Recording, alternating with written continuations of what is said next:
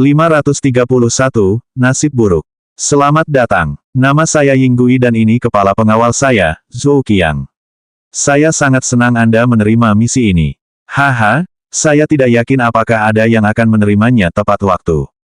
Yinggui tidak membuang waktu sedikit pun saat memperkenalkan dirinya dan kepala pengawalnya dengan ekspresi penuh semangat saat dia menatap Sun Long, sambil memberi isyarat agar dia memasuki halamannya pada saat yang sama. Meskipun Yinggui tahu bahwa misi perlindungan seperti ini populer di kalangan murid luar Sekte Suci, apa yang dikatakannya juga benar. Ia harus segera berangkat ke kota Yanzhou, dan ia tidak yakin apakah ada murid luar Sekte Suci yang akan menerima misi tersebut tepat waktu. Jika dia tidak cukup beruntung, dia hanya bisa pergi 3 hari kemudian dengan hanya kekuatan pengawalnya yang normal. Mengangguk kepalanya, Sun Long menatap Yinggui yang tersenyum sebelum dia mengeluarkan token berwarna emas yang dia tempatkan di jubahnya dan menunjukkannya padanya, saat dia memperkenalkan dirinya. Namaku Sun Long, dan aku adalah murid Sekte Suci. Setelah dia menyelesaikan perkenalannya yang sederhana, Sun Long berhenti menatap Yinggui dan mengalihkan pandangannya ke arah raksasa Zhou Qiang yang berdiri di belakangnya dan menatapnya dengan kerutan di wajahnya yang sama. Menyadari bahwa Sun Long belum memasuki halamannya dan malah melihat kepala pengawalnya, Yinggui berbalik dan menatap pria di belakangnya sebelum dia bertanya dengan senyum profesional yang sama seperti seorang pedagang yang selalu dia gunakan. Zhou Qiang, apakah semuanya baik-baik saja? Zhou Qiang menggelengkan kepalanya setelah mendengar suara bosnya, sebelum menjawab dengan tatapan serius. Tidak masalah, bos. Haha, bagus sekali. Tuan Muda Sun Long, bagaimana kalau Anda mampir ke halaman saya untuk minum? Meskipun Sun Long tidak keberatan minum dengan Yinggui, ia sebenarnya tidak berminat minum setelah melihat tatapan Zhou Qiang. Meskipun sudah bilang tidak masalah, bagaimana mungkin Sun Long tidak menyadari bahwa kepala pengawal ini jelas-jelas sedang menatapnya seperti sedang menatap semut. Hanya dengan sekali pandang, dia segera menyadari bahwa alasan di balik ini adalah kultivasinya yang berada di peringkat awal 3 Nas Chen Sol. Tentu saja, Sun Long tidak akan menyembunyikan kultivasinya kali ini, karena memang tidak ada alasan untuk melakukannya. Akan tetapi, setelah melihat kerutan di dahi yang berubah menjadi tatapan penghinaan dan ketidakpedulian dari kultivator jiwa baru lahir tingkat 5 puncak di belakang Yinggui beberapa saat kemudian, tidak mungkin dia akan menerima tawaran Yinggui untuk minum bersama. Jadi, dia menggelengkan kepalanya sebelum menjawab dengan suara dinginnya yang biasa. Tidak perlu, kabari aku kalau kamu berencana berangkat ke kota Yanzhou saja. Yinggui segera menyadari suasana tegang di antara kedua pria itu, dan setelah berbalik untuk melirik tajam ke arah Zhou Qiang, tidak mengerti mengapa kepala pengawalnya mencoba memusuhi seorang murid Sekte Suci, dia menatap Sun Long dengan senyum yang sama di wajahnya sebelum dia menjawab. Saya hanya menunggu Tuan Muda Sun Long bergabung dengan kelompok kami agar kami bisa pergi. Karena Anda sudah di sini, kami bisa segera pergi. Berbalik, Yinggui menatap Zhou Qiang sebelum dia memerintah dengan serius, senyum santainya yang biasa telah menghilang dari wajahnya. Kumpulkan penjaga di depan penginapan. Kita akan segera berangkat ke Yanzhou. Apa yang dikatakan Yinggui kepada Sun Long memang benar. Ia telah menunggu seorang murid Sekte Suci untuk bergabung dengan mereka sebelum mereka berangkat ke kota Yanzhou. Karena Sun Long kini telah bergabung dengan kelompoknya, mengapa Yinggui harus menunggu lebih lama lagi? Apalagi karena jelas Sun Long tidak mau membuang waktu untuk mengobrol. Zhou Qiang hanya menggelengkan kepalanya sebelum meninggalkan halaman bosnya dan menuju ke tempat lain di dalam penginapan. Meskipun bosnya tidak dapat memastikan tingkat pengolahan Sun Long secara pasti karena dia baru berada di alam roh tingkat 1 dan hanya dapat memahami bahwa pemuda di depannya baru saja memasuki alam jiwa baru lahir, bagaimana mungkin Zhou Qiang tidak menyadari bahwa murid luar dari Sekte Suci ini hanyalah seorang kultivator tahap alam jiwa baru lahir tingkat 3 awal. Meskipun dia tidak tahu bagaimana orang seperti itu bisa lulus ujian Sekte Suci karena bahkan murid luar yang paling lemah pun memiliki tingkat kultivasi di puncak peringkat 3 dalam jiwa baru lahir, Zhou Qiang hanya menerima nasib buruknya dan menyadari bahwa mereka tidak akan mendapat perlindungan tambahan selama perjalanan ini. Dia dan timnya harus menghadapi semua bahaya yang muncul tanpa bantuan apapun. Kalau saja ada waktu, Zhou Qiang pasti sudah menyuruh Yinggui untuk memulangkan Sun Long saja dan menunggu murid Sekte Suci yang lain menerima misi itu, tetapi dia tahu bahwa hal seperti itu tidak mungkin dilakukan karena 2 alasan. Pertama-tama, hari ini sudah hari ketiga dan terakhir bosnya mengizinkan siapapun yang menerima misi untuk datang, dan jika tidak ada yang datang, mereka tetap akan meninggalkan Sekte Suci sendirian. Jadi, bahkan jika bosnya benar-benar menolak bantuan Sun Long, pada akhirnya hanya Zhou Qiang dan timnya yang akan datang. Adapun alasan kedua, Zhou Qiang sudah tahu bahwa Sekte Suci tidak akan pernah menerima siapapun yang meragukan kemampuan murid-muridnya. Satu-satunya cara bagi seseorang untuk menolak bantuan murid Sekte Suci adalah dengan membatalkan misi, tetapi membatalkan misi bukanlah hal yang gratis. Untuk meminta bantuan murid luar, Zhou Qiang tahu bahwa bosnya harus membayar biaya tertentu kepada Sekte Suci, dan dengan menggunakan biaya itu, sekte tersebut akan memberi penghargaan kepada para pengikut yang menyelesaikan misi. Namun, jika Yinggui benar-benar membatalkan misi, ia tetap harus membayar setengahnya. Satu-satunya cara untuk menolak Sun Long adalah jika murid luar Sekte Suci lainnya muncul untuk misi yang sama. Kalau begitu, Yinggui akan dapat memilih di antara kedua murid itu. Sambil menggelengkan kepalanya, raksasa setinggi 2,5 meter itu mengutuk nasib buruknya karena mendapatkan murid luar terlemah dari Sekte Suci, saat ia pergi mengumpulkan timnya. 10 menit kemudian, Sun Long yang telah berjalan ke pintu masuk Blue Heaven Inn, melihat 14 pria berjalan di belakang Zhou Qiang, karena mereka semua menatapnya dan Yinggui yang berdiri di sampingnya. 532, Persiapan Yinggui. Mengangguk kepalanya, Yinggui melihat tim pengawalnya yang dengan cepat berkumpul di depan pintu masuk penginapan, sebelum menoleh ke samping untuk melihat Sun Long dan berkata dengan rendah hati. Seperti yang Tuan Muda Sun Long lihat, aku hanya punya 15 penjaga. Biasanya, mereka lebih dari cukup untuk melindungiku dan barang-barang yang kubawa dari pencuri, tapi kali ini agak berbeda. Hehe, aku akan menjelaskan semuanya kepada Tuan Muda Sun Long setelah kita meninggalkan kota ini. Awalnya, Yinggui hendak menjelaskan situasinya kepada Sun Long sebelum mereka meninggalkan penginapan Blue Heaven, tetapi melihat banyak pejalan kaki yang melihat keempat kereta kudanya dengan tatapan ingin tahu, dia pun memutuskan untuk tidak mengatakan apapun hingga mereka meninggalkan kota suci kalau-kalau ada yang akhirnya mengincar barang dagangannya. Menyelesaikan perkataannya, Yinggui lalu melompat ke atas kereta pertama, sebelum ia memberi isyarat kepada Sun Long untuk duduk di kereta kedua. Adapun Zhou Qiang, dia tidak memedulikan Sun Long atau bosnya, karena dia menyuruh 14 orang yang berjalan di belakangnya untuk mengepung kereta-kereta itu, sementara dia sendiri berjalan di depan. Sun Long memperhatikan bahwa semua penjaga dari tim Zhou Qiang berada di antara peringkat awal 1 dan puncak peringkat 3 di Naschen Sol, sementara hanya Zhou Qiang sendiri yang telah mencapai tahap tengah. Para penjaga pun memasang ekspresi penasaran di mata mereka saat mereka memeriksa Sun Long juga, tercengang oleh basis kultivasinya yang hanya berada di peringkat awal 3 juga.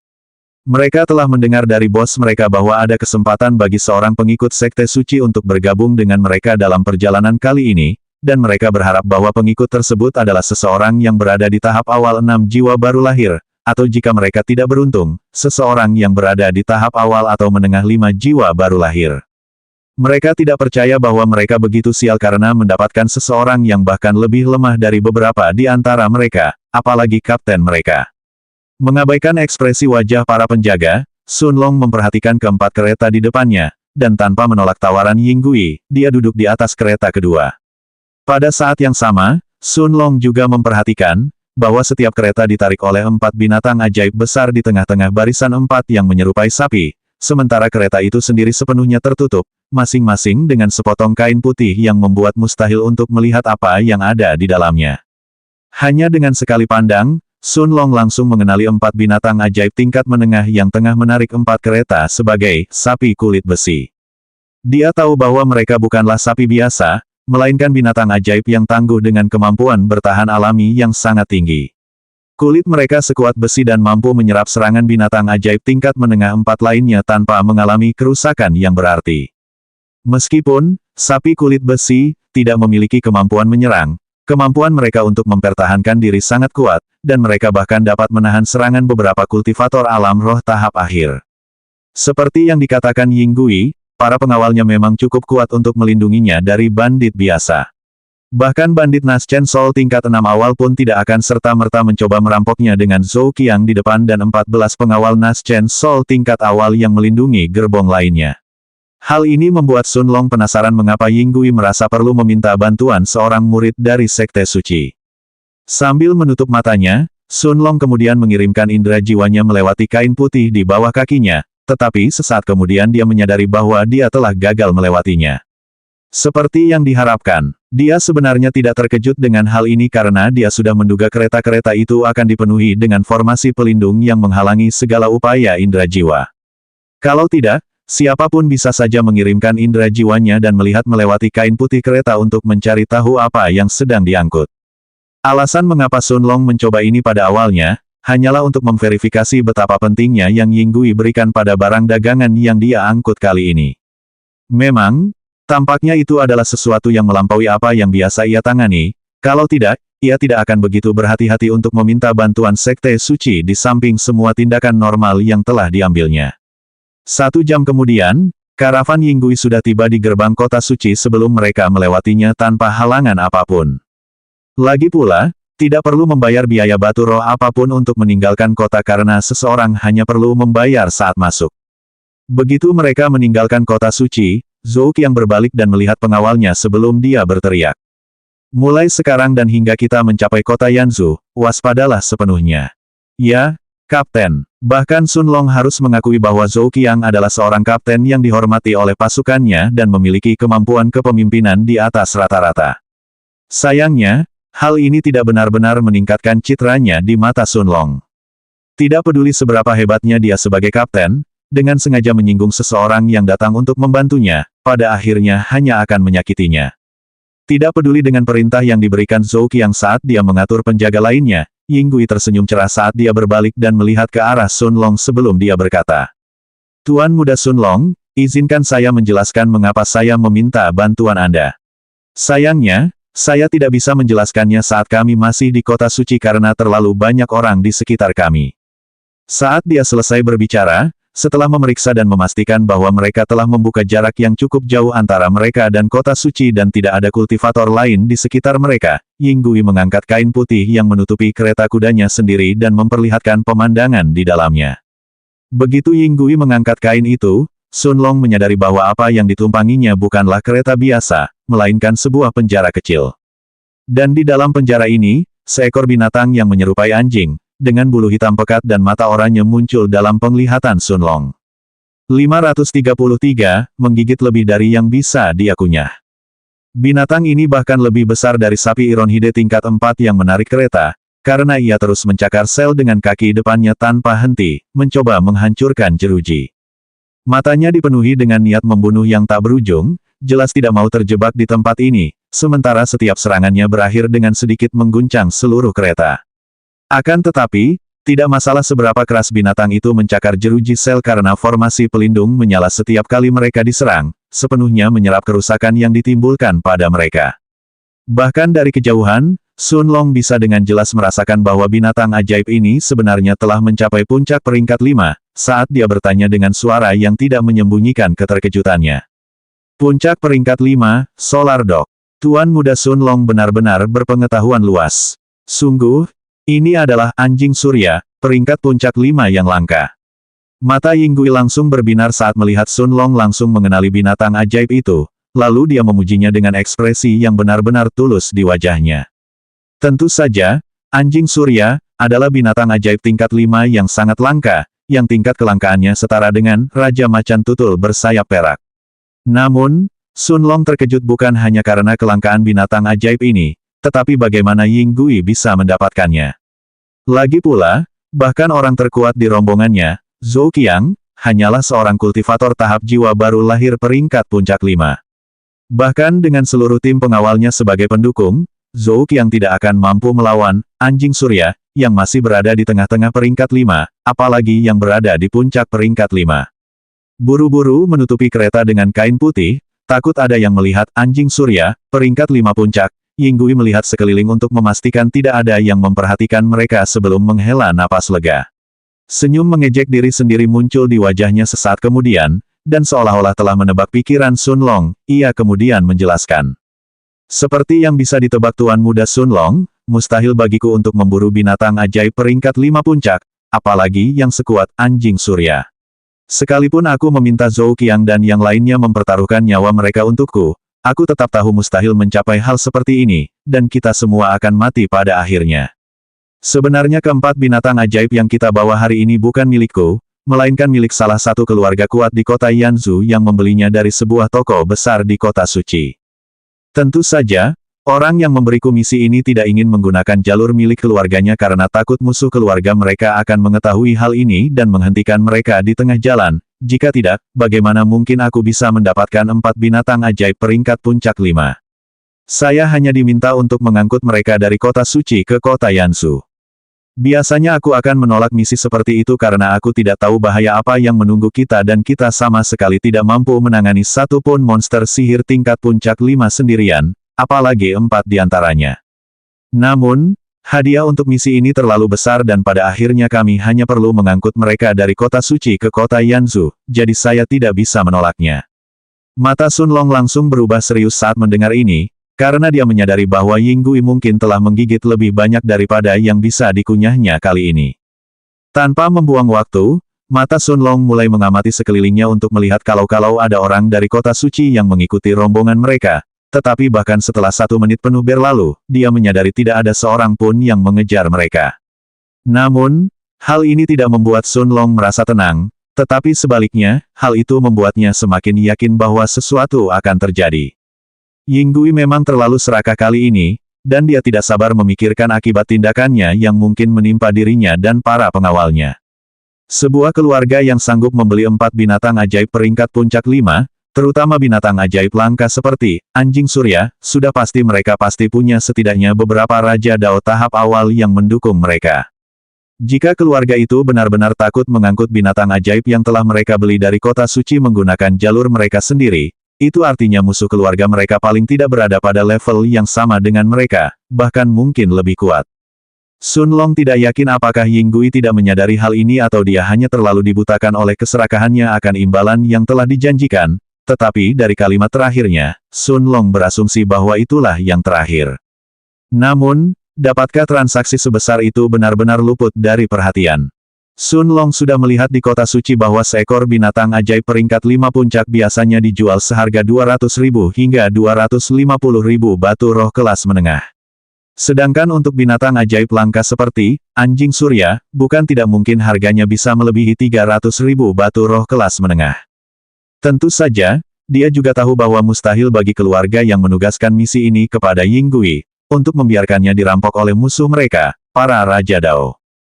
Jika ada Raja Dao dari kedua belah pihak yang benar-benar ikut campur dalam pertarungan ini, Sun Long yakin keluarga yang lain pun tidak akan tinggal diam dan menyaksikan kejadian itu berlangsung, jadi kemungkinan besar ini akan menjadi pertarungan antara para ahli tahap jiwa baru lahir. Sayangnya, baik Sun Long maupun Yinggui tidak tahu berapa besar kekuatan musuh yang akan mereka hadapi.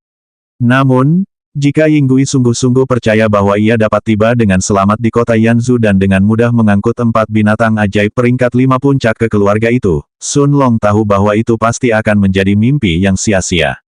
534, Perjalanan ke kota Yansu.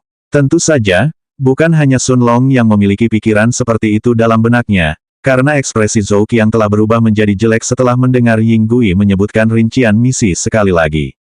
Bahkan sebelum mereka meninggalkan kota suci, kapten pengawal ini selalu waspada penuh, tidak mengizinkan siapapun mendekati keempat kereta itu meski dalam jarak beberapa meter saja.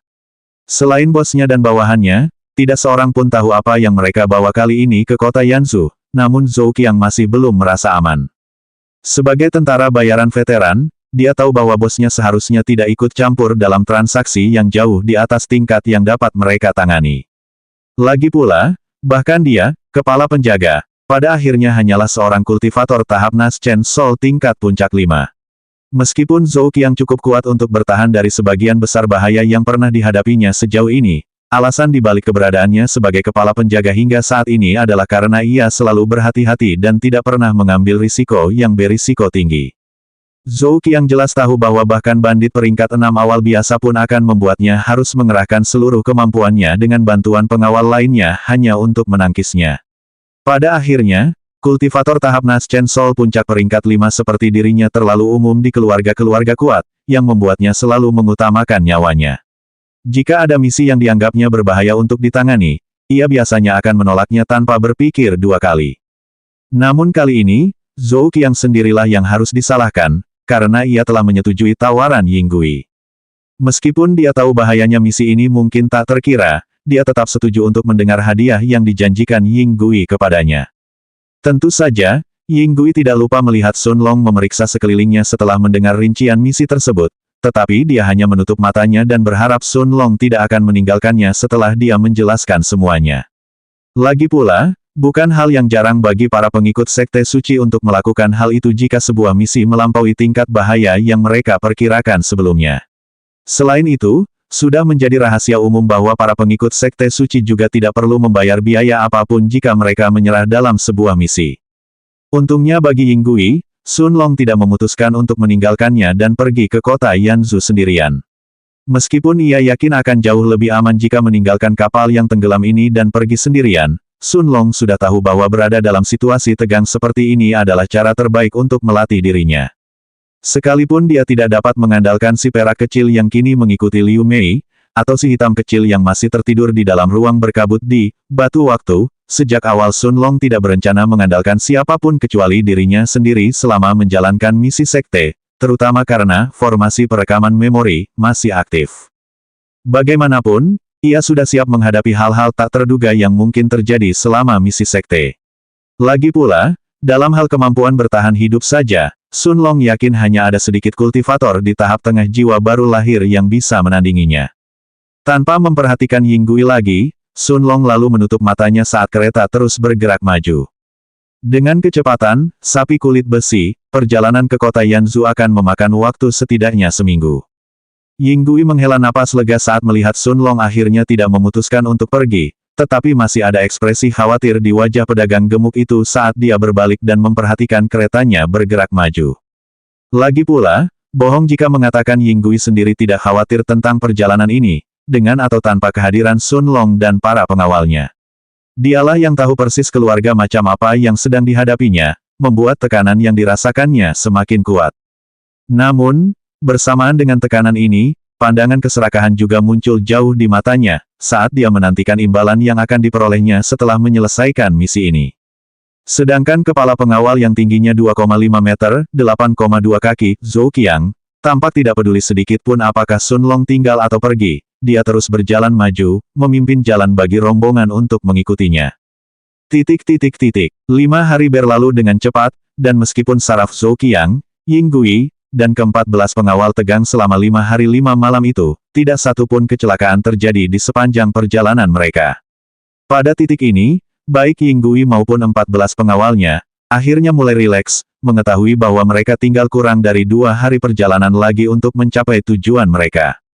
Begitu mereka tiba di kota Yanzhou, tidak masalah jika ada orang yang mengetahui tentang karavan mereka karena mereka akan diberikan perlindungan dari majikan mereka apapun yang terjadi. Namun, bukan saja Sun Long tidak merasa lega karena tidak terjadi apa-apa dalam 5 hari terakhir ini, tetapi sorot matanya bahkan lebih serius dari sebelumnya. Dia mengerti bahwa jika mereka akan diserang, hari ini adalah hari yang paling mungkin untuk terjadinya. Musuh mereka tidak akan sebodoh itu untuk menunggu hingga mereka mencapai kota Yanzhou untuk melakukannya. Sepertinya Zhou Qiang juga menyadari hal ini, dan setelah berbalik dan melihat ekspresi bawahannya mulai melunak, dia kemudian berteriak dengan suara serius yang dipenuhi dengan kemarahan yang tak terpendam. Kita sudah sampai di kota Yanzhou, kan? Kenapa kalian semua santai saja? Kalau kita mau disergap, pasti hari ini juga. Bajingan-bajingan itu tidak akan menunggu kita mengantarkan binatang ajaib sebelum mereka bergerak. Ekspresi santai seketika lenyap dari wajah para penjaga saat mereka menyadari bahwa kapten mereka benar. Memang, mereka merasa rileks hari ini setelah berjalan di jalur sempit selama 5 hari terakhir yang membuat pikiran mereka lelah secara mental. Karena mereka telah menunggu untuk diserang kapan saja selama 5 hari terakhir, hanya untuk tidak terjadi apa-apa pada akhirnya, hal itu memberi mereka rasa aman yang salah bahwa mereka akhirnya aman. Namun, kata-kata Zhou Qiang dengan cepat menyadarkan mereka pada kenyataan pahit. Namun, para penjaga tampaknya tidak putus asa karena mereka juga menyadari makna tersembunyi di balik kata-kata kapten mereka, yang membuat mereka merasa segar kembali dan melupakan kelelahan mereka sementara 14 penjaga berteriak serempak. Ya, Kapten, sesungguhnya, jika mereka berhasil melewati hari itu dengan aman, mereka akhirnya akan terbebas dari bahaya apapun. 535, Ngarai Singa Api. Yinggui pun menyadari bahwa kata-kata Zhou Qiang sebenarnya benar, seketika menyebabkan ekspresi santai menghilang dari wajahnya, karena segera digantikan dengan ekspresi serius. Tentu saja, sebagai seorang kultivator alam roh peringkat 1 dan seseorang yang bahkan tidak menguasai satu pun keterampilan bela diri, tidak mungkin Yinggui dapat berbuat apa-apa selain mengandalkan kekuatan para pengawalnya, serta pemuda yang datang untuk mendukungnya dari Sekte Suci. Sambil menoleh ke arah Sun Long, dia melihat raut wajah Sun Long yang serius pula, namun untungnya dia tidak tampak takut seperti para pengawalnya, yang menyebabkan Yinggui juga sedikit rileks.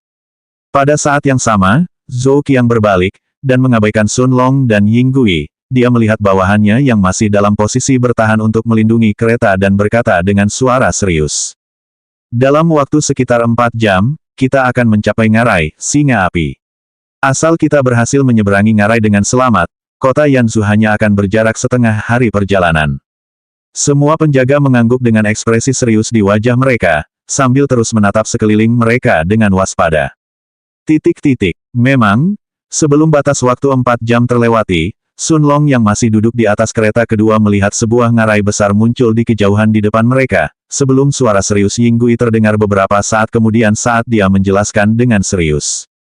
Tuan Muda Sun Long, kita hampir sampai di Ngarai, Singa Api. Ini adalah tempat paling berbahaya yang harus kita lewati untuk mencapai kota Yanzhu, karena ada banyak binatang ajaib yang kuat di dalamnya.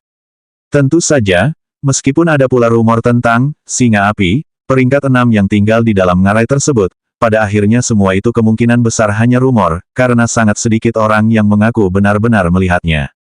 Bahaya terbesar di ngarai ini sebenarnya adalah binatang ajaib tingkat 5 awal dan tingkat 5 menengah yang dapat menyerang kita kapan saja. Meskipun para penjaga mungkin dapat menangani 1 atau 2 binatang ajaib tingkat 5 awal tanpa masalah, jika binatang ajaib tingkat 5 menengah menyerang kita, aku harap kalian dapat bergandengan tangan dengan Zhou Qiang dan melindungiku. Sun Long berpikir serius sejenak setelah mendengar permintaan Yinggui sebelum akhirnya menganggukkan kepalanya. Lagi pula, tujuan misinya adalah untuk melindungi karavan Yinggui. Meski memburu binatang ajaib tingkat menengah 5 biasanya dianggap sebagai misi faksi tingkat D dan bukan misi pribadi berdasarkan peringkat Sekte Suci, karena lebih dari satu kultivator tahap jiwa baru lahir tingkat 6 biasanya dibutuhkan untuk membunuh binatang ajaib tingkat menengah 5, Yinggui tidak meminta Sun Long untuk memburu binatang ajaib itu jika muncul, tetapi hanya melindunginya dan rombongannya. Sun Long tidak yakin apakah dia bisa memburu seekor binatang ajaib tingkat menengah 5 sendirian, tetapi dia sebenarnya ingin melawan salah satunya dan menguji batas kemampuannya saat ini, setelah meningkatkan 21 bola ki miliknya dan menerobos ke tahap kelima awal dari tubuh abadi raja miliknya. Sangat disayangkan ekspresi Zhou Qiang berubah sangat jelek ketika dia ingat bahwa selain disergap oleh musuh-musuh mereka, dia juga harus waspada terhadap binatang ajaib di dalam ngarai, sementara ekspresi cemoohan juga muncul di wajahnya pada saat yang sama ketika dia melihat Sun Long menerima permintaan Yinggui untuk membantunya sementara dia berpikir dalam hati dengan nada mengejek. Mari kita lihat bagaimana kau berniat membantuku jika seekor binatang ajaib tingkat menengah 5 benar-benar menyerang kita dengan tingkat kultivasimu di awal tingkat 3 jiwa baru lahir. Begitu pikiran itu muncul dalam benaknya, Zhou Qiang berbalik dan menatap sisa pasukannya dengan ekspresi serius, yakin bahwa sedikitnya sepertiga dari mereka akan mati jika mereka benar-benar tidak beruntung menghadapi binatang ajaib setingkat itu. Pada saat yang sama, sorot mata Sun Long berubah lebih serius saat dia mendengar bahwa Singa Api, peringkat 6 benar-benar hidup di dalam ngarai tersebut, dan dari sanalah ngarai tersebut mengambil namanya. Meskipun Sun Long mungkin tidak takut pada binatang ajaib tingkat menengah 5, dia tahu bahwa Singa Api adalah binatang ajaib tingkat yang sama sekali berbeda. Setiap Singa Api akan selalu mencapai paling tidak pertengahan peringkat 6 setelah mencapai usia dewasa, sedangkan yang kuat bahkan dapat mencapai puncak peringkat 6. Level itu bahkan telah melampaui level Little Silver, bahkan Dawking peringkat 9 pun belum tentu mampu menundukkan binatang ajaib seperti itu. Sun Long tidak akan pernah mencoba melawan binatang ajaib yang begitu menakutkan dengan tingkat kultivasinya yang berada di tahap awal Naschen Soul tingkat 3, terutama saat si kecil hitam masih tertidur. Menatap kereta yang hampir mencapai pintu masuk ngarai sekarang, dia melihat ekspresi wajah Yinggui yang semakin serius setiap detik sebelum Sun Long benar-benar mendengar seorang penjaga di sisinya bertanya. Bos, apakah ini satu-satunya jalan yang tersedia untuk mencapai kota Yanzhu? Meskipun sebagian besar penjaga telah mengikuti Zhou Qiang selama bertahun-tahun, beberapa dari mereka masih baru dan harus menggantikan posisi para penjaga yang telah gugur dalam misi lain. Jelas bahwa penjaga ini juga akan pergi ke kota Yanzhu untuk pertama kalinya. Namun Sun Long juga penasaran tentang ini, karena dia tidak tahu apakah tidak ada cara lain untuk mencapai tujuan mereka atau apakah Ying Gui hanya mengikuti jalan terpendek untuk sampai ke sana. Sambil menggelengkan kepalanya, pedagang alam roh peringkat 1 itu memiliki ekspresi kesakitan di wajahnya saat dia melihat penjaga muda yang kultivasinya berada pada tahap utama penuh di atasnya, di puncak peringkat 1 di jiwa baru lahir, sebelum dia menjawab dengan serius. Meskipun ngarai, singa api, sangat berbahaya untuk diseberangi, bagi pedagang manapun yang ingin tiba di kota Yanzhou dengan cepat sebenarnya tidak ada cara lain selain melewatinya. Kita bisa mengambil jalan memutar untuk mencapai kota Yanzhou, tetapi jika kita melakukannya, perjalanan kita akan tertunda paling sedikit setengah bulan. Saat Ying Gui menyelesaikan penjelasannya, separuh pengawal menatapnya dengan tatapan marah di mata mereka, sementara di saat yang sama, kereta-kereta perang juga mulai memasuki pintu masuk ngarai satu persatu. 536, kekuatan yang mengejutkan. Tentu saja, wajar saja jika para penjaga ini marah kepada bos mereka, karena ia telah memilih jalan paling berbahaya untuk sekadar menghemat waktu, tanpa peduli sedikit pun terhadap nyawa mereka. Namun, hanya separuh penjaga yang marah, karena separuh lainnya telah lama mengikuti Zhou Qiang dan Ying Gui dan sudah mengetahui hal ini. Ying Gui hanya menggelengkan kepalanya ketika dia melihat ekspresi marah di wajah para penjaga sementara mereka mulai berbisik di antara mereka sendiri, lalu dia melanjutkan dengan nada tak berdaya. Dengan barang-barang yang harus kami angkut kali ini, aku akan mengambil jalan yang lebih aman yaitu melalui ngarai, singa api, kalau bisa, karena aku tidak mampu menanggung kejadian yang tidak diharapkan.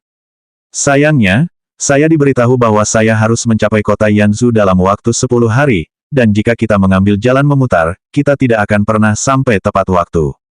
Tepat saat Ying Gui menyelesaikan penjelasannya, suara marah Zhou Qiang terdengar dari depan saat dia meraung ke arah para penjaga itu.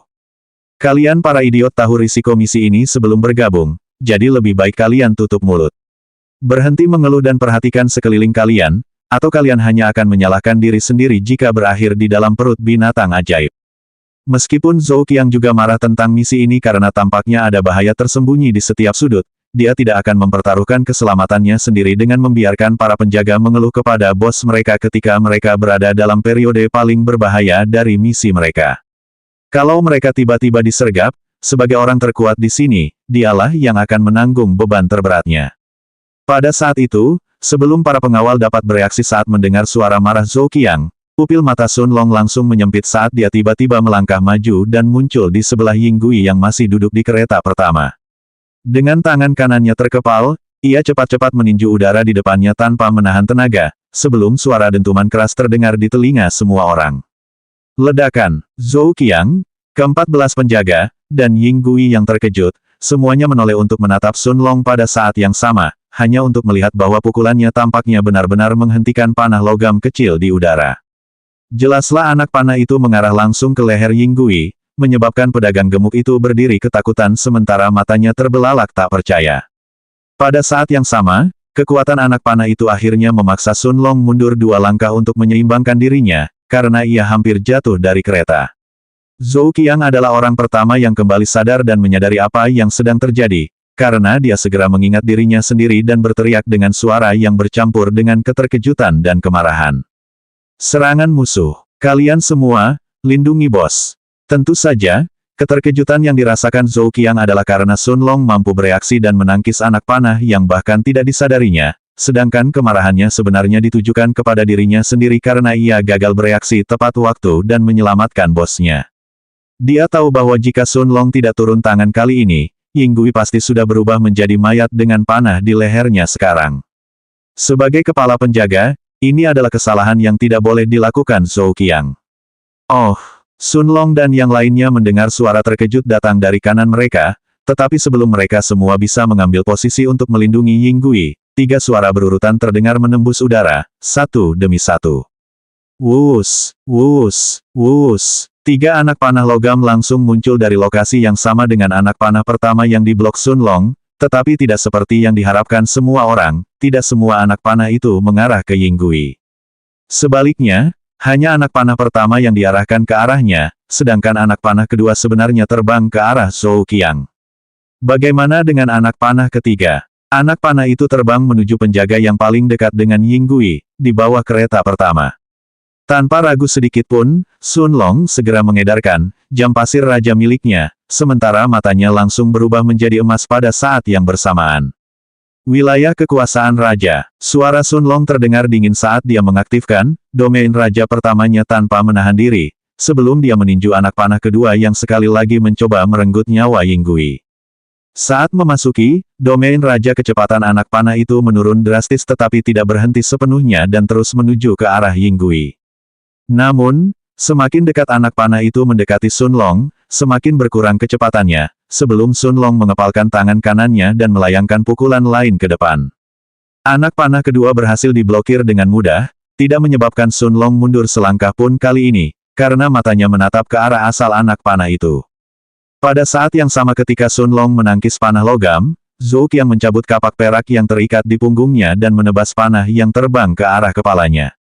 Namun pada saat itu, sebuah kejadian yang tidak diharapkan oleh Yinggui, ke-14 penjaga, atau bahkan Zhou Qiang sendiri benar-benar terjadi. Kapak perak itu memang berhasil menangkis panah logam, menghentikannya dari menembus kepalanya, tetapi Zhou Qiang malah terpental mundur karena kekuatan yang sangat besar di belakangnya, dan ia tersandung sejauh lebih dari 10 meter hingga ia berhasil mendapatkan kembali keseimbangannya. Lengannya mulai gemetar karena rasa sakit yang menjalar ke seluruh tubuhnya, menyebabkan kepala penjaga jiwa baru lahir tingkat 5 itu menatap ke arah asal anak panah itu dengan tatapan yang dipenuhi rasa tak percaya sekaligus takut. Namun ini bukanlah akhir karena Zhou Qiang tiba-tiba teringat bahwa ada anak panah ketiga yang ditembakkan kali ini. Akan tetapi, begitu dia menoleh ke samping untuk melihat bawahannya dan memerintahkannya menghindar, suara cipratan darah tiba-tiba terdengar, saat kepala pengawal itu meledak menjadi kabut darah. 537, Keluarga Su. Zhou Qiang dan 13 pengawal yang tersisa menatap mayat tanpa kepala di samping mereka dengan mata penuh keterkejutan dan ketidakpercayaan, sementara ekspresi ketakutan yang amat sangat muncul di wajah Yinggui pada saat yang sama. Jika Zhou Qiang sendiri pun nyaris tak mampu menahan serangan satu anak panah pun, dan jika pengawalnya yang berada di puncak level 2 Naschen Soul pun tak mampu bertahan sebelum tewas dalam satu tembakan, musuh mengerikan macam apa yang tengah mereka hadapi. Pandangan Sun Long juga terfokus pada asal anak panah sementara ekspresi serius juga tampak di wajahnya. Beruntungnya, Yinggui tidak perlu menunggu lama untuk mendapatkan jawaban atas pertanyaan di benaknya, karena dua pria parubaya mengenakan jubah hitam panjang perlahan muncul saat mereka berdiri bersebelahan. Salah satu pria memegang busur hitam panjang di tangannya sementara tabung berisi anak panah logam diikatkan di punggungnya, sementara pria lainnya memegang pedang merah tua. Akan tetapi, yang membuat Zhou Qiang dan ke-13 pengawalnya putus asa adalah karena lelaki parubaya yang memegang pedang merah tua itu merupakan seorang ahli tahap jiwa baru lahir tingkat menengah 6, sedangkan lelaki yang membawa anak panah itu sebenarnya berada di puncak tahap jiwa baru lahir tingkat 6.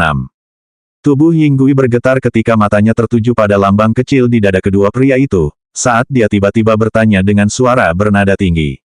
Kamu dari keluarga Su. Kedua pria itu mengamati Zhou Qiang dan Sun Long selama beberapa saat, sementara ekspresi geli muncul di wajah keduanya beberapa saat kemudian saat mereka mengalihkan perhatian ke arah Yinggui. Pria parubaya dengan pita hitam tersenyum hangat dan menganggukkan kepalanya saat dia melihat ke arah Yinggui sebelum dia bertanya balik. Karena kamu sudah tahu, kenapa repot-repot bertanya? Katakan padaku, apa kamu ingin bunuh diri atau aku yang melakukannya untukmu? Meskipun laki-laki di depannya tampak tersenyum, senyum hangat di wajahnya tidak tampak berbeda dengan senyum dingin iblis di mata Yinggui. Bahkan Zhou Qiang mulai putus asa saat dia diam-diam mengambil beberapa langkah mundur, membuka jarak antara dirinya dan dua monster yang muncul di depan mereka. Tidak mungkin baginya untuk bertarung melawan seorang kultivator tahap Naschen Soul tingkat menengah 6, apalagi seseorang yang telah mencapai puncak tingkat 6. Melihat keputusasaan di wajah Yinggui setelah dia mengungkapkan identitasnya membuat pria parubaya dengan pita hitam itu tersenyum lebih lebar, saat dia mengambil langkah maju ke arah Yinggui dan bertanya dengan nada mengejek. Hehe, siapa yang memberimu, seorang sampah kecil dari alam roh peringkat 1, keberanian untuk ikut campur dalam pertikaian keluarga kami dan keluarga Yao? Apa kau benar-benar berpikir bisa membeli 4 binatang ajaib peringkat 5 puncak dari kota suci untuk keluarga Yao dan menghindari ketahuan kami?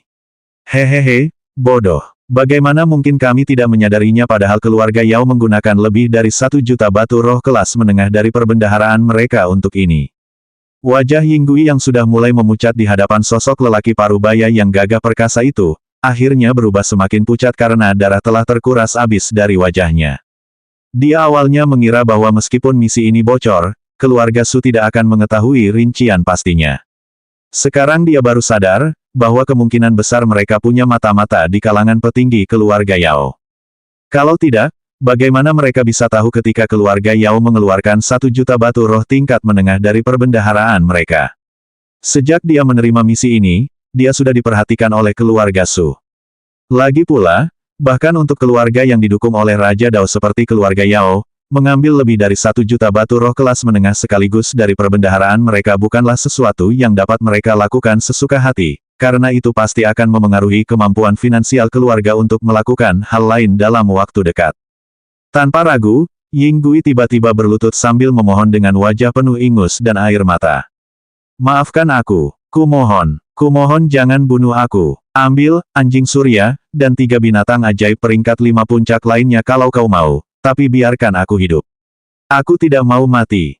Lebih dari separuh dari 13 penjaga yang tersisa langsung berlutut juga ketika mereka melihat Ying Gui melakukan hal itu, karena mereka juga menggemakan permohonan mereka. Tolong jangan bunuh kami hanya mengikuti perintah. Hanya bosnya yang berbicara dengan keluarga Yao. Pada saat yang sama, para penjaga melemparkan pandangan kebencian ke arah Ying Gui, baik karena telah mengajak mereka melakukan misi berbahaya ini, maupun karena memilih untuk melewati jurang singa api, alih-alih mengambil jalan memutar. Lagi pula, jelaslah bahwa jika mereka mengambil jalan memutar, mereka tidak akan bertemu dengan monster-monster yang dapat membunuh mereka dengan mudah. Meskipun Ying Gui tidak dapat memahami betapa mengerikannya orang-orang ini, para pengawalnya yang semuanya berada pada tahap jiwa baru lahir dapat dengan jelas merasakan bahwa orang-orang ini hanya beberapa langkah lagi untuk memasuki tahap akhir jiwa baru lahir. Sekalipun mereka rela mengorbankan nyawa mereka, mustahil bagi para penjaga itu untuk melawan 1 orang saja dari mereka, apalagi 2. Pria parubaya yang memegang pedang merah dan terdiam begitu lama tiba-tiba mulai tertawa mengejek sebelum dia berkata dengan nada mengejek seolah-olah dia sedang melihat sekelompok idiot. Hahaha, membiarkanmu hidup. Beraninya kau ikut campur urusan keluarga kita dan sekarang kau mau minta maaf. Teruslah bermimpi, dasar bodoh.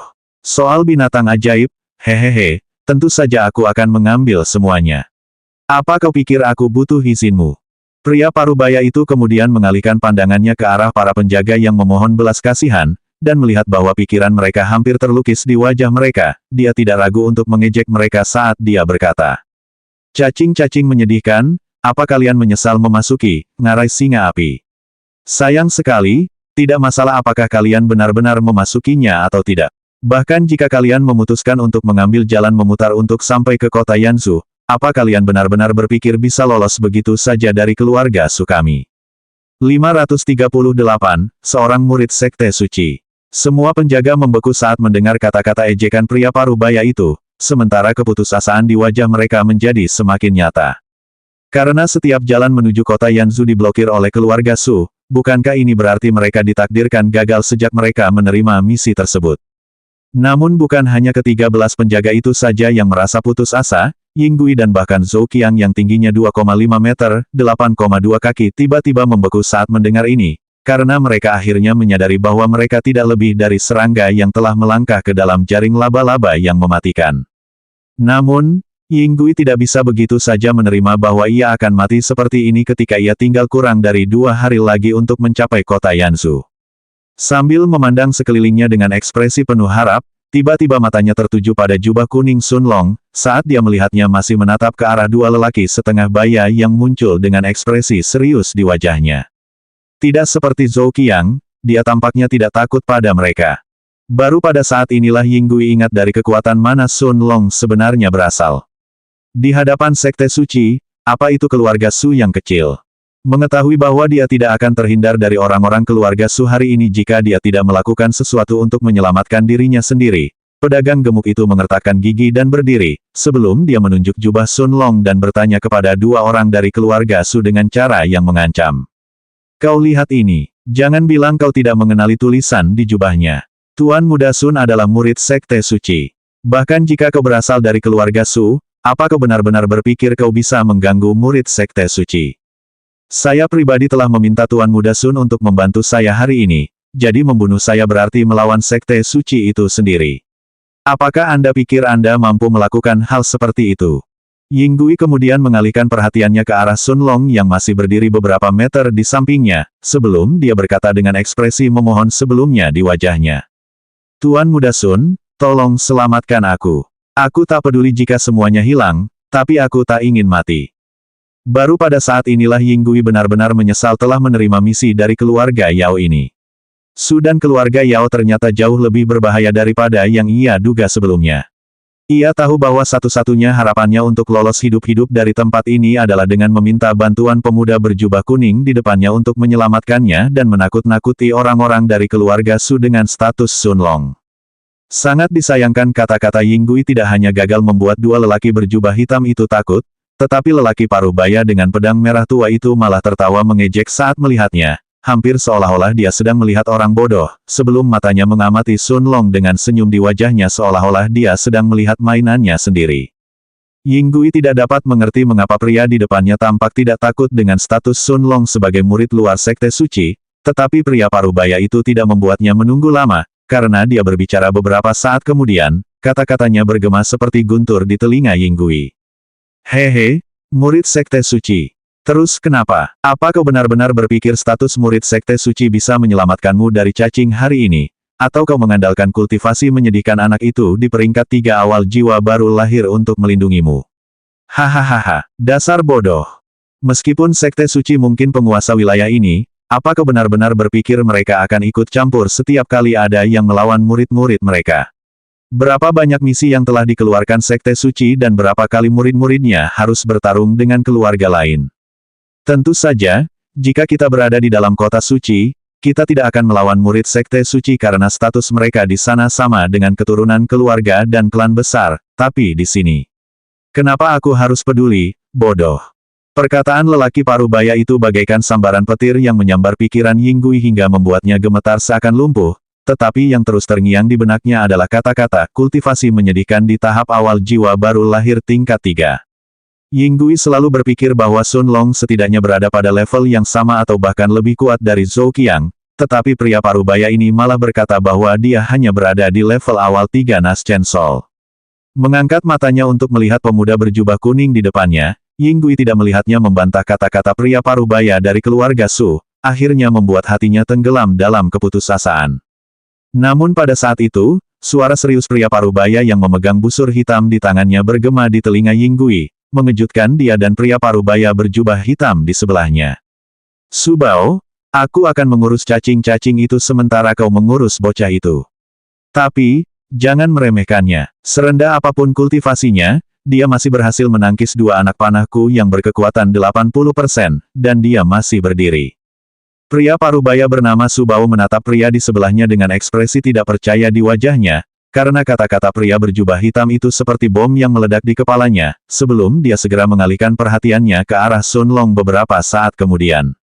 Pada saat ini, Sun Long hanya tersenyum saat ia menyadari, tatapan Su Bao tidak lagi merendahkan, tetapi sungguh serius. 539, ditinggalkan. Su Bao awalnya mengira panah yang ditembakkan pria parubaya berjubah hitam di sebelahnya sebelumnya hanya menggunakan sekitar 20% dari kekuatannya. Ia jelas tidak pernah menyangka panah yang ditangkis Sun Long ternyata ditembakkan hampir dengan kekuatan penuh, namun entah bagaimana ia masih berdiri di sana tanpa cedera. Lagi pula, kultivasi pria parubaya berbusur hitam itu sudah mencapai puncak peringkat 6 Nas Chen Sol. Meskipun kekuatannya tidak sebanding dengan murid puncak peringkat 6 Nas Chen Sol biasa dari Sekte Suci, seharusnya mustahil bagi kultivator Nas Chen Sol peringkat 3 awal seperti Sun Long untuk menghadapi serangannya secara langsung, apalagi dengan tangannya yang masih mentah.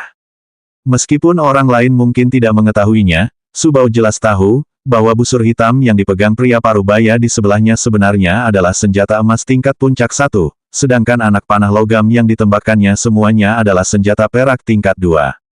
Daya mematikannya mampu melukai bahkan seorang kultivator penyempurnaan tubuh yang telah mencapai pertengahan tahap kelima penyempurnaan tubuh, apalagi seseorang seperti Sun Long yang jelas-jelas masih berada di awal tahap kelima. Bahkan jika Sun Long menggabungkan ki dan kekuatan penyempurnaan tubuhnya, dia seharusnya tidak dapat menangkis satu anak panah pun dengan kekuatan 40%, apalagi 2 anak panah yang kekuatannya 80%. Kejutan yang diterimanya satu demi satu membuat Su Bao berdiri terpaku di tempatnya, saat dia menoleh untuk melihat pria paruh baya di sebelahnya dan bertanya dengan dingin. Sudong, kamu serius? Tentu saja, keterkejutan yang dirasakan Su Bao adalah hal yang wajar. Bahkan sebelum mereka memulai penyergapan, mereka berdua telah menyadari bahwa Sun Long mengenakan jubah murid luar Sekte Suci. Mereka tidak menyangka bahwa Yinggui benar-benar akan meminta bantuan dari Sekte Suci kali ini, atau bahwa ia akan berhasil menemukan seseorang untuk membantunya hanya dalam 3 hari ia tinggal di kota suci. Untungnya, setelah melihat bahwa Sun Long hanya seorang kultivator tahap jiwa baru lahir tingkat 3 awal yang baru mencapai tahap kelima awal dalam penyempurnaan tubuh, Su Bai dan pria parubaya dengan busur hitam, Su Dong, memutuskan untuk meneruskan penyergapan mereka sesuai rencana.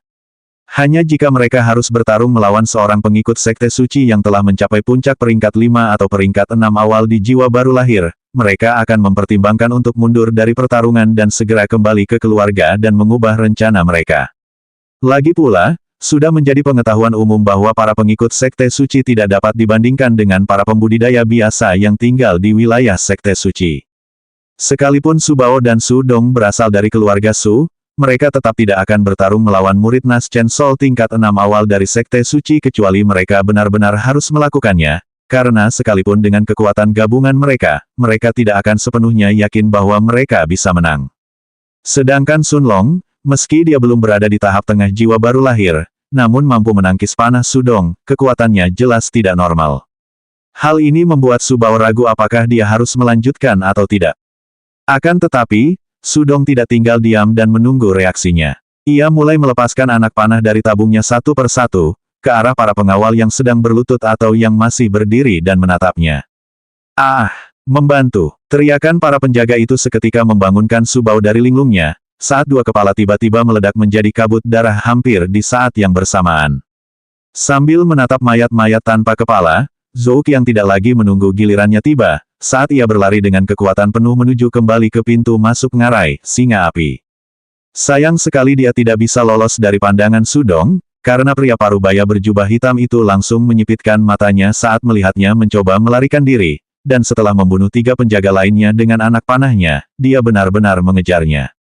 Tentu saja, 8 penjaga yang tersisa tidak peduli bahwa Zhou Qiang sedang dikejar oleh pria parubaya yang merupakan puncak peringkat 6 Nas Chen Sol, dan sebaliknya mereka benar-benar bersukacita, saat mereka menuju lebih dalam ke ngarai, Flame Lion, tanpa penundaan. Mereka tidak sebodoh itu untuk kembali ke pintu masuk ngarai karena Zhou Qiang dan pria mengerikan bernama Su Dong ada di sana, jadi masuk lebih dalam ke ngarai adalah satu-satunya kesempatan mereka untuk melarikan diri, hanya meninggalkan Sun Long, Yinggui, dan juga pria parubaya dengan pedang merah Su Bao. Bagaimana kalau berharap Sun Long atau kapten mereka bisa menang melawan musuh-musuh itu? Mereka lebih suka menyeberangi ngarai yang mengerikan ini sendirian daripada mengandalkan hal seperti itu. Yinggui ingin melarikan diri ke dalam ngarai juga setelah melihat semua pengawalnya melakukannya, tetapi tidak seperti semua pengawalnya yang berada di tahap jiwa baru lahir, dia ingat bahwa kultivasinya hanya berada di peringkat 1 alam roh. Lupakan saja binatang ajaib peringkat 5 awal, bahkan jika seekor binatang ajaib peringkat 4 muncul di hadapannya selama ini, ia pasti akan berakhir di dalam perut binatang itu. Dan sayangnya, Yinggui jelas tahu, bahwa binatang ajaib peringkat 4 lebih dari biasa di ngarai, singa api. Jadi, satu-satunya hal yang dapat dilakukannya adalah perlahan-lahan mundur dari kereta, sambil membiarkan Sun Long bertarung dengan Su Bao. Satu-satunya harapannya sekarang adalah Sun Long bisa memenangkan pertarungan ini secara ajaib. Meskipun tampaknya mustahil, Yinggui tahu bahwa tidak ada lagi yang bisa ia andalkan. Kepala pengawalnya telah meninggalkannya, dan bahkan 8 pengawalnya yang tersisa pun telah melakukannya. Saat ini, bahkan seorang kultivator spirit realem biasa pun mungkin bisa bunuh diri, apalagi monster dari keluarga Su seperti Su Bao dan Su Dong yang jelas-jelas membencinya karena ikut campur dalam urusan mereka. Sedangkan Su Bao, dia sama sekali tidak peduli dengan orang-orang hina itu, karena matanya hanya terfokus pada Sun Long yang tengah menatapnya, begitu pula dengan 4 kereta kuda yang membawa binatang ajaib peringkat 5 puncak. 540, melawan Su Bao. Melihat tatapan Su Bao sepenuhnya terfokus padanya dan keempat kereta, Sun Long hanya tersenyum sebelum melambaikan tangan kanannya, menyebabkan sebilah pedang hitam dengan banyak sekali rune dan pola misterius di permukaannya muncul di hadapannya. Karena dia akan bertarung melawan seorang kultivator tahap Nas Chen Sol tingkat menengah 6, dia tidak berencana untuk menahan diri kali ini. Begitu pedang hitam muncul di tangannya, Sun Long menyuntikkan kinya ke dalamnya tanpa ragu-ragu, menyebabkan percikan-percikan petir muncul di seluruh permukaan pedang sebelum perlahan-lahan berkumpul di ujungnya. Saat mata Su Bao tertuju pada pedang hitam di tangan Sun Long, tubuhnya tiba-tiba bergetar, dan raut ketidakpercayaan muncul di wajahnya. Untuk sesaat, dia tidak percaya apa yang dilihatnya, sebelum ekspresi keserakahan yang tak terkendali segera menggantikan ekspresinya beberapa saat kemudian. Meskipun dia bukan bagian dari keluarga yang sangat kuat, Su Bao bukanlah orang yang tidak bisa mengenali harta karun saat berada tepat di depannya. Dia sudah tahu bahwa bahkan kepala keluarga hanya memiliki satu senjata emas tingkat 3 puncak. Su Bao pernah melihatnya sekali, dan dia langsung mengerti, bahwa pedang merah tua tingkat 1 emasnya tidak bisa dibandingkan dengan senjata kepala keluarga.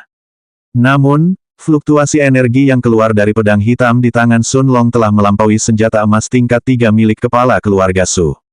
Ini hanya bisa berarti satu hal. Dengan wajah penuh kegembiraan, Su Bao tidak langsung menyerang Sun Long, karena dia pertama kali bertanya dengan suara yang hampir tidak bisa menutupi napasnya yang berat. "Nak, apakah itu senjata tingkat bintang yang legendaris?" Meskipun Ying Gui berada agak jauh dan dia terus bergerak mundur agar tidak terluka oleh pertarungan mereka yang siap meletus kapan saja, kakinya langsung terpaku di tempat ketika mendengar kata-kata, senjata tingkat bintang, sementara tatapannya terpaku pada pedang hitam di tangan Sun Long.